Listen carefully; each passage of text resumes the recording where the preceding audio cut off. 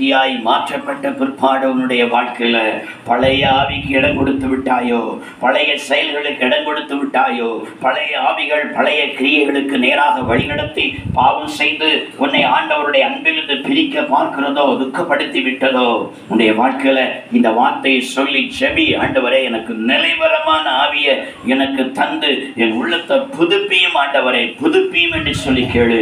கர்த்தர் மறுபடியும் உன்னை புதுப்பிக்க என் தேவன் போதுமானவராய் இருக்கிறார். அல்லேலூயா. திரும்பவும் தம்முடைய ஆவியினால நிறைத்து மறுபடியும் புதுப்பித்து புதிய சிருஷ்டியாய் மாற்றி அவருடைய ராஜ்யத்திற்கு ஆயத்தப்படுத்துவதற்கு என் தேவன் அவர் போதுமானவராய் இருக்கிறார். ஆமென். அல்லேலூயா. சத்தமா சொல்லுவோமே அல்லேலூயா.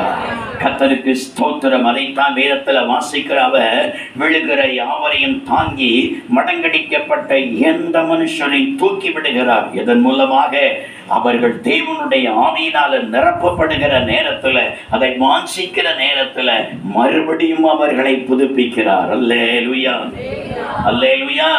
நான் விழுந்தாச்சு, இனி என்ன செய்ய? ஆகையினால ஆண்டவருக்கு எனக்கும் சம்பந்தம் இல்லை, அவரை நான் துக்கப்படுத்தியாச்சு, ஆகையினால நான் அப்படியே பின்வாங்கி போய் நரகத்துக்கு போகட்டும் என்று சொன்னா நீ போயிடுவார் நரகத்திற்கு. அல்லேலூயா. என் தேவன் எப்படியோ சத்துரு என்னை தள்ளிட்டான், ஆனா நான் மீண்டும் நான் எழும்பணும், மீண்டும் நான் பிரகாசிக்கணும், நான் மீண்டும் ஆண்டவருக்கு சாட்சியா ஜெபிக்கணும், மீண்டும் பரிசுத்தத்தில் ஒரு வைராக்கியம் உள்ள ஒரு தெய்வ பிள்ளையா நீ ஜெபிக்கணும்னு சொல்லி நீ ஜெபித்தியனா உன்னை தூக்கி எடுத்து உன்னை சுத்திகரித்து தேவாவியானவர் உன்னை மறுபடியும் புதுப்பித்து சாட்சியாய் நிறுத்துவதற்கு அவர் போதுமானவராய் இருக்கிறார். அல்லேலூயா, அல்லேலூயா.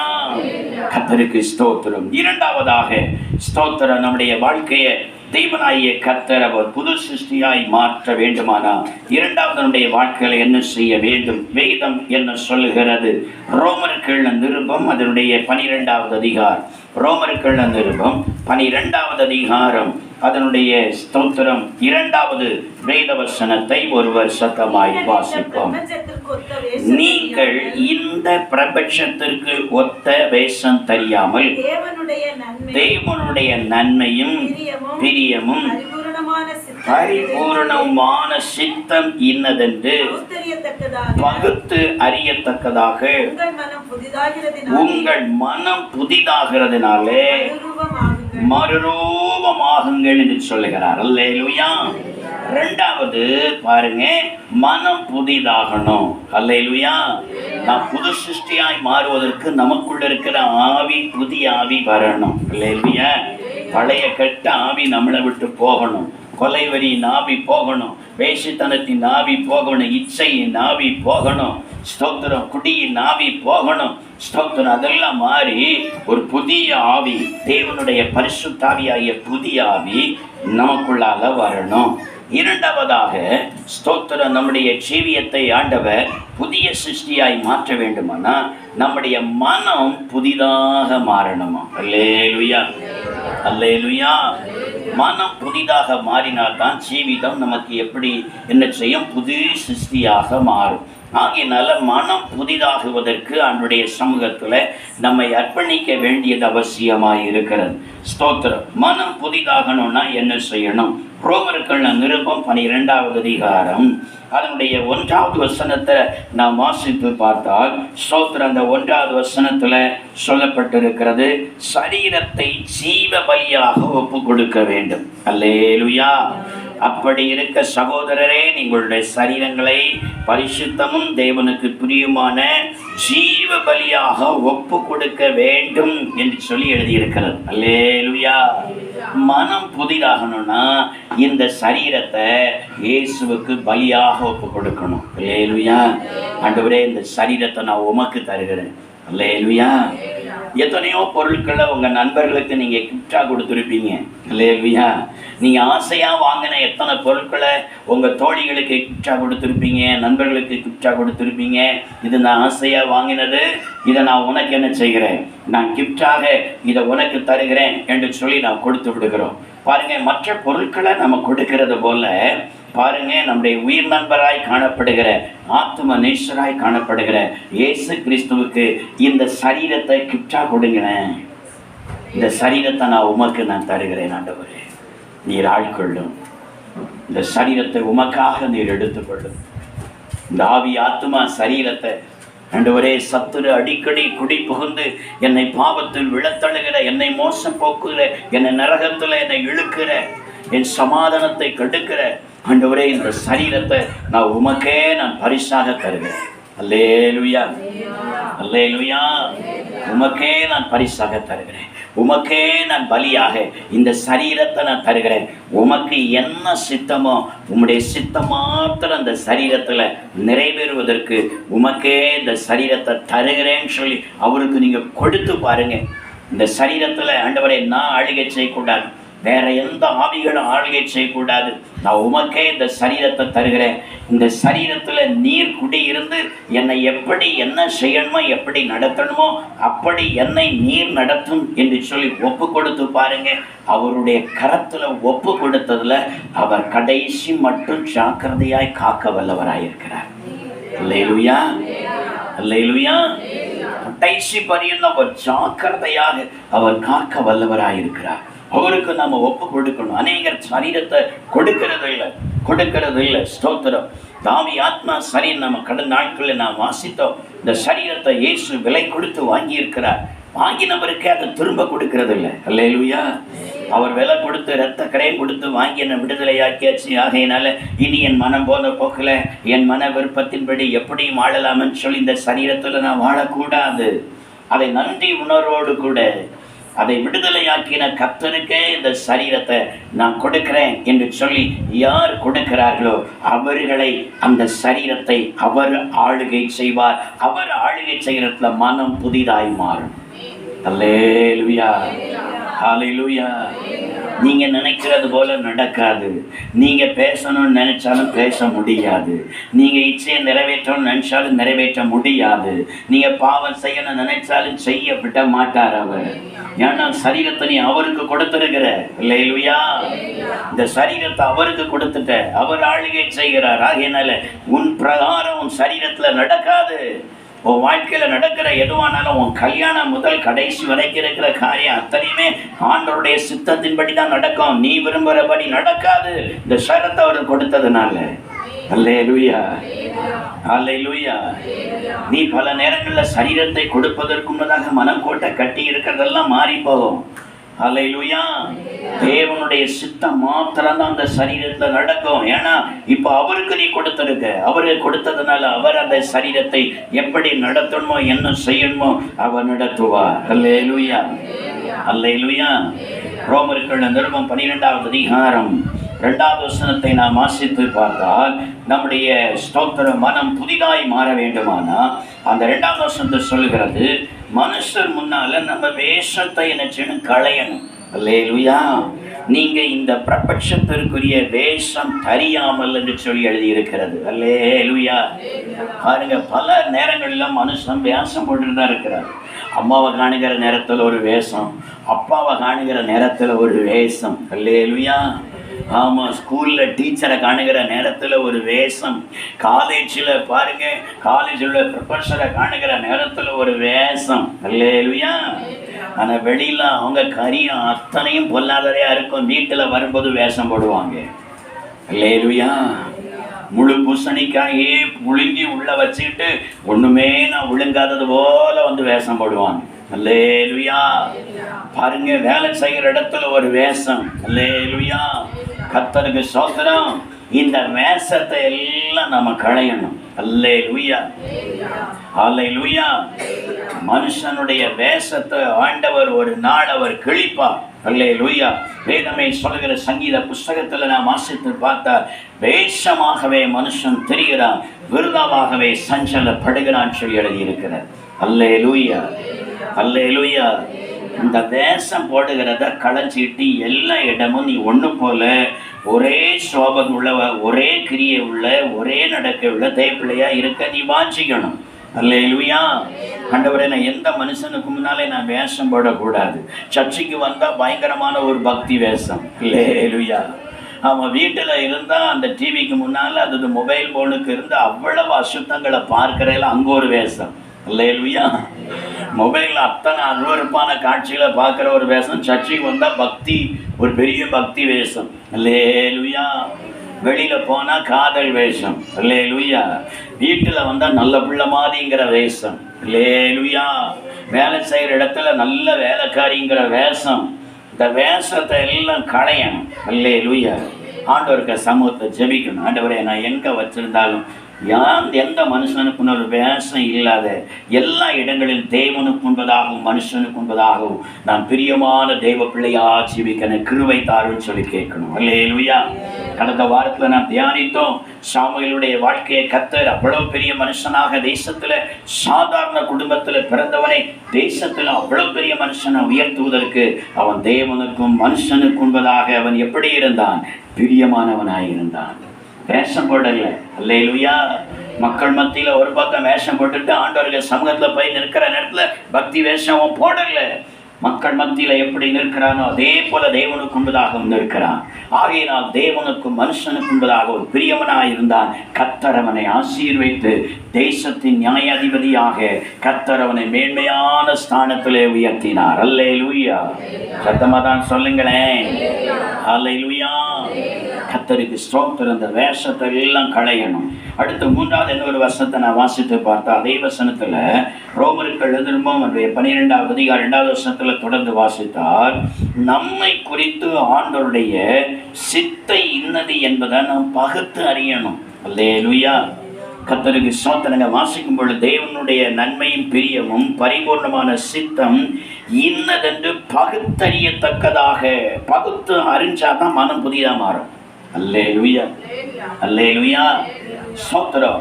ஏதோ ஒரு மனுஷனை பூமியில ஏதோ ஆண்டவர் கடமைக்காக அப்படியே படைச்சு கடமைக்காக வாழ்ந்து அப்படியே மாண்டு போறதுக்காக ஆண்டவர் படைக்கல, அல்லேலூயா.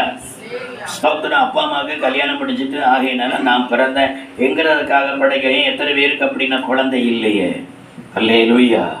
ஆண்டவர் என்ன பைபிளை சொல்லுறது, பிள்ளைகள் கர்த்தரால் வரும் சுதந்திரம், கற்பத்தின் கனி அவரால் கிடைக்கிற பலன், அல்லேலூயா. பிள்ளைகள் யாரால வருகிறாங்க? கர்த்தரால வருகிற சுதந்திரம். அப்ப கர்த்தரால வருதுன்னா கர்த்தர் விருதாவாக அவர் என்ன செய்யல, ஒன்னு அந்த பூமியில அவர் படைக்கல. தேவன் படைத்த படைப்புகள் எல்லாம் ஆகாயத்தில் இருக்கிறது, பூமியில இருக்கிறது. தேவன் படைத்த படைப்பை நாம கண்ணு முன்னால பார்க்கிறோம். ஏதாயிரம் விருதா படைச்சிருக்கிறாரா? சூரியனை விருதா படைச்சிருக்கிறாரா? சந்திரனை விருதா படைச்சிருக்கிறாரா? நட்சத்திரங்களை ஏதாயிரம் ஒண்ண விருதா ஆண்டவர் படைச்சிருக்கிறாரா? இந்த பூமியில வாழுகிற விலங்குகள்ல ஏதாவது ஒன்றை விருதாவாக ஆண்டவர் படைத்திருக்கிறாரா? சமுத்திரத்துல ஸ்தோத்திரம் இருக்கிறதான மிருக ஜீவன்களை, சமுத்திரத்தில் இருக்கிறதான அத்தனை நீத்தும் சந்துக்கள்ல ஒன்றையாயிலும் ஆண்டவர் விருதாவாக படைத்தாரா? இங்க ஆண்டவர் படைத்திருக்கிற அத்தனை தாவரங்களை எல்லாம் நான் கவனித்து பார்க்கும் பொழுது ஒன்றையாயில் ஆண்டவர் விருதாவாக பிரயோஜனம் இல்லாமல் படைத்திருக்கிறாரா? அல்லேலூயா.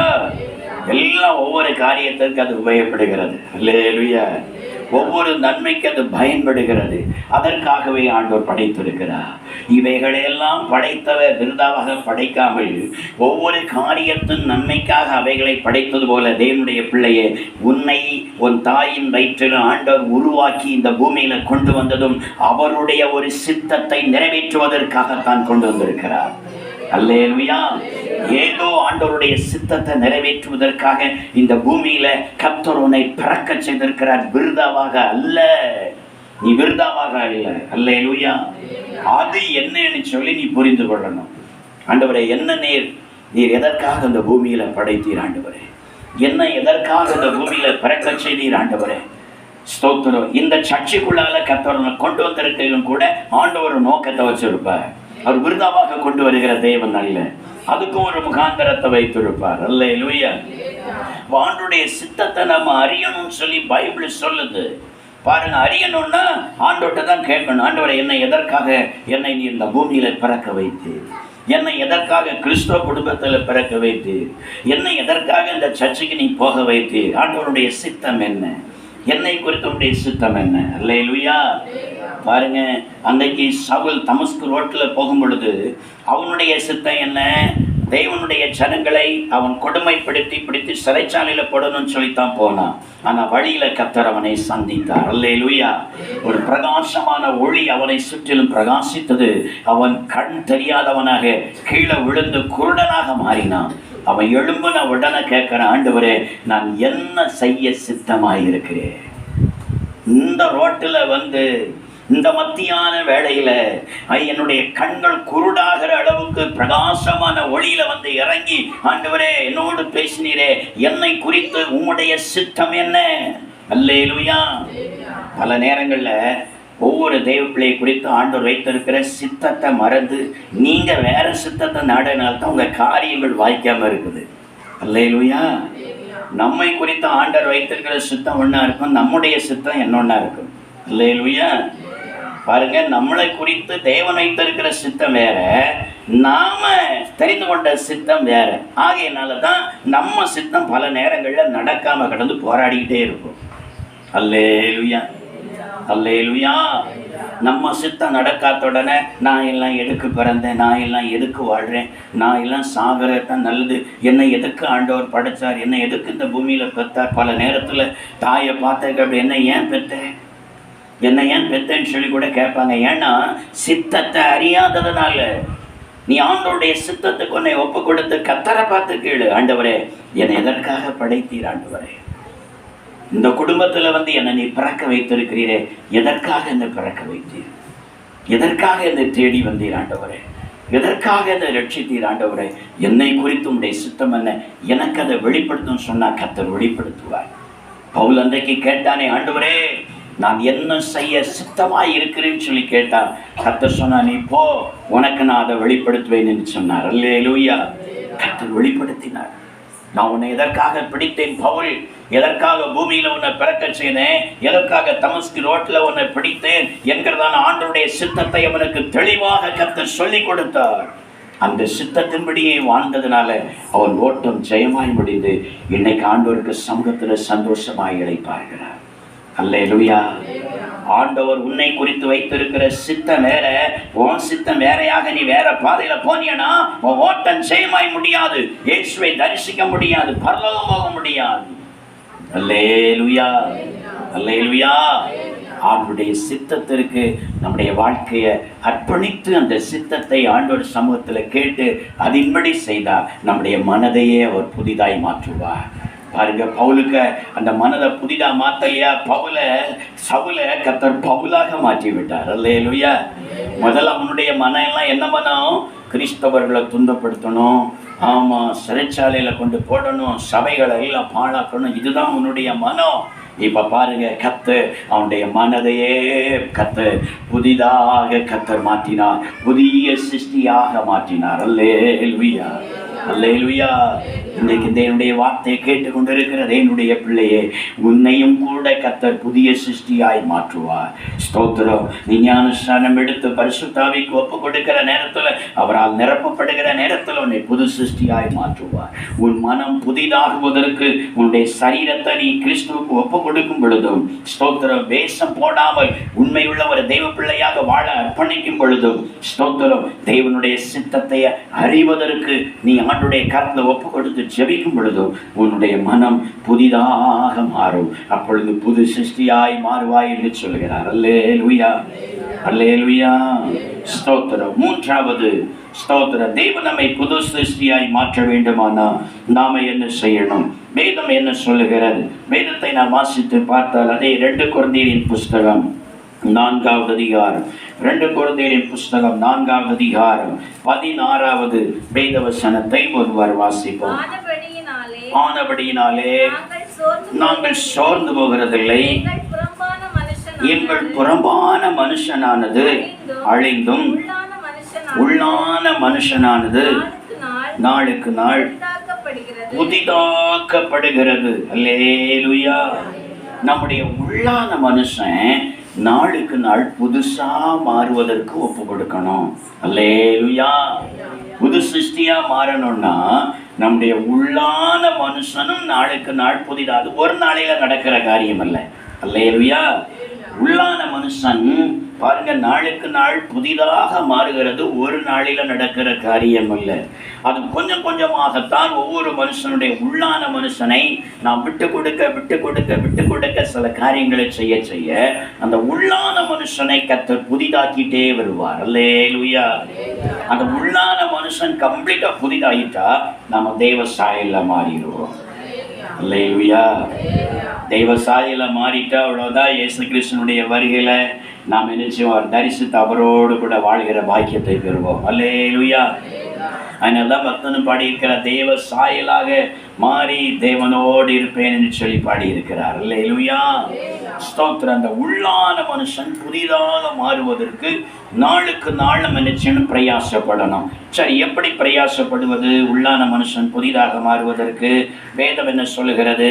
வேதத்தை நாம் வாசித்து பார்த்தால் ஸ்தோத்திரம், எபிரேயருக்கு நிருபம் 12வது அதிகாரம், எபிரேயருக்கு நிருபம் 12வது அதிகாரம் ஸ்தோத்திரம், அதனுடைய 1வது வசனத்தை நாம் வாசித்து பார்த்தால் இந்த 1வது வசனத்தை 5 பிரிவாக பிரித்திருக்கிறேன். இல்லையா? இந்த 1வது வசனத்தில் 5 பிரிவு இருக்கிறது பாருங்க. 5 வார்த்தை இருக்கிறது. இந்த 5 வார்த்தைகளுக்கு நம்ம அர்ப்பணிக்கணும். ஒன்று, அந்த முதல்ல அந்த வசனத்தை நான் வாசித்து முடிப்போம். ஆகையால் மேகம் போன்ற இத்தனை திரளான சாட்சிகள் நம்மை சூழ்ந்து கொண்டிருக்க பாரமான யாவத்தையும் நம்மை சுற்றி நெருங்கியிருக்கிற பாவத்தையும் தள்ளிவிட்டு விசுவாசத்தை துவக்கிறவரும் முடிக்கிறவருமாயிருக்கிற இயேசுவை நோக்கி நமக்கு நியமித்திருக்கிற ஓட்டத்தில் பொறுமையோட ஓடக்கடவோம். அல்லேலூயா. இந்த வார்த்தையின் படியே நம்ம செய்தா நம்முடைய உள்ளான மனுஷனை நாளுக்கு நாள் புதிதாக்குவார். ஒன்று, இந்த வார்த்தையில் பாருங்க, நம்முடைய ஆவிக்குரிய இந்த ஓட்டத்தில் ஸ்தோத்திரம், இந்த ஆவிக்குரிய ஜீவிதத்தில் ஓட முடியாம காணப்படுகிற அந்த பாரமான யாவற்றை என்ன செய்யணும்? தள்ளணும். அல்லேலூயா. ஸ்தோத்திரம். இந்த பாரமானதை நீ தள்ளு. பாரம் பாருங்க, பாரம்தான் மனக்கவலை. அல்லேலூயா. மனக்கவலை ஒரு பாரம். என்ன செய்வேன்? லேலுயா. மனக்கவலை. லேலுயா. ஆமாம், நான் என்ன செய்வேன்? இவ்வளவு தேவைப்படுது, நான் என்ன செய்வேன்? இவ்வளோ பணம் தேவைப்படுது, என்ன செய்வேன்? ஐயோ, இன்னும் கல்யாணம் முடியலையே, நான் என்ன செய்வேன்? பெற்றோருக்கு ஐயோ, என் பிள்ளைக்கு இன்னும் கல்யாணம் முடியலையே, நான் என்ன செய்வேன்? லேலுயா. நான் என்ன செய்வேன்? இந்த வீட்டு வாடகை கொடுக்கறதுக்கு நான் என்ன செய்வேன்? லேலுயா. இதெல்லாம் ஒரு பாரம். கவலை என்கிறது ஒரு பாரம். லேலுயா. பைபிள் சொல்லுது, இது உன உள்ளான மனுஷனை புதிதாக விடாம அது தடை பண்ணிட்டு இருக்கு. இதனை தள்ளு. லேலுயா. தள்ளிடு, கவலைப்படாது. நான் உனக்குள்ளால என்ன வரணும்? விசுவாசம். எதுவானாலும் கர்த்தர் பார்த்து கொள்வார். அல்லேலூயா. அல்லேலூயா. ஆமாம். பணம் தேவையா? சரி, கர்த்தர் பார்த்து கொள்வார். கல்யாணமா?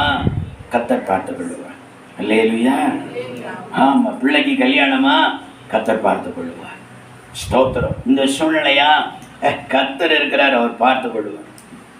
ஸ்தோத்திரம். நான் பைகாலஜியில் படிக்கிற நேரத்தில் பாருங்க, என் கூட படிக்கிறார். அவர் என் கூட, அவர் என்னை விட ஒரு வயசுக்கு மூணு, என்னை விட ஒரு வயசு மூணு. கிருபாசனை பாஸ்டர்.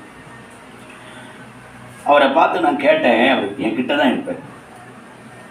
ஓய், உமக்கு எனக்கு உங்களை விட ஒரு வயசு போகிறோம். எனக்கு முடி நரைக்க ஆரம்பிச்சாச்சு.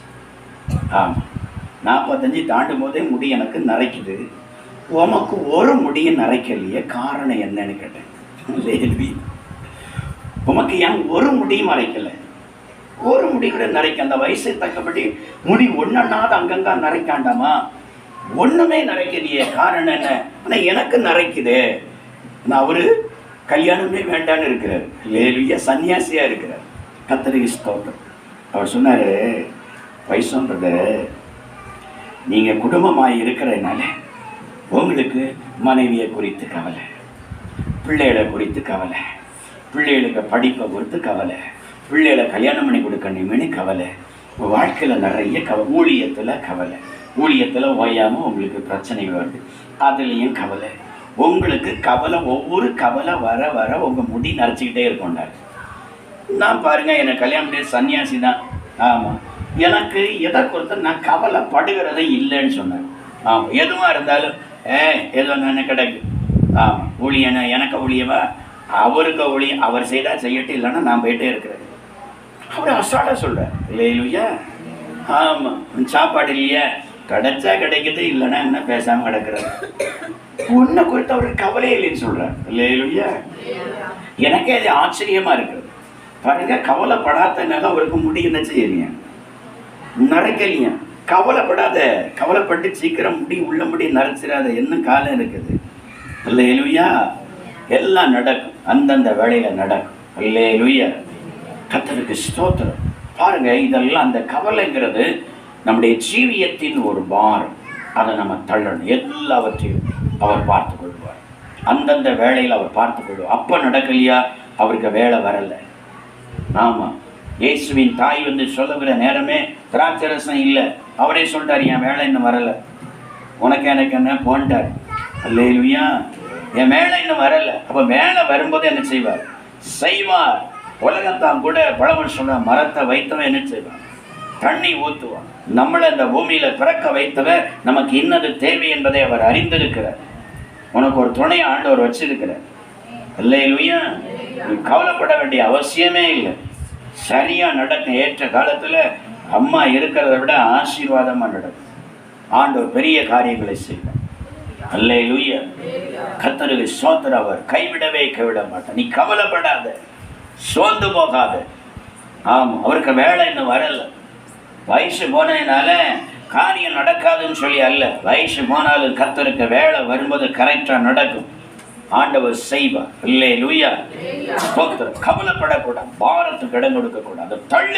தள்ளிவிட்டு அவர் மேல ஒரு பாரத்தை வச்சிரு. அதான் பைபிள் சொல்லுது, கர்த்தர் மேல் உன் பாரத்தை வைத்து விடு, அவரே உன்னை ஆதரிப்பார். நீதிமானை ஒருபோதும் அவர் தள்ளாட விட்டார். அல்லேலூயா, அல்லேலூயா, கர்த்தருக்கு ஸ்தோத்திரம், ஸ்தோத்திரம். பாருங்க, இந்த பாரத்தை, கவலை என்கிற பாரத்தை தள்ளணும். ரெண்டாவது, நம்மை சுற்றி நெருங்கி இருக்கிற பாவத்தையும் தள்ளணும். அல்லேலூயா.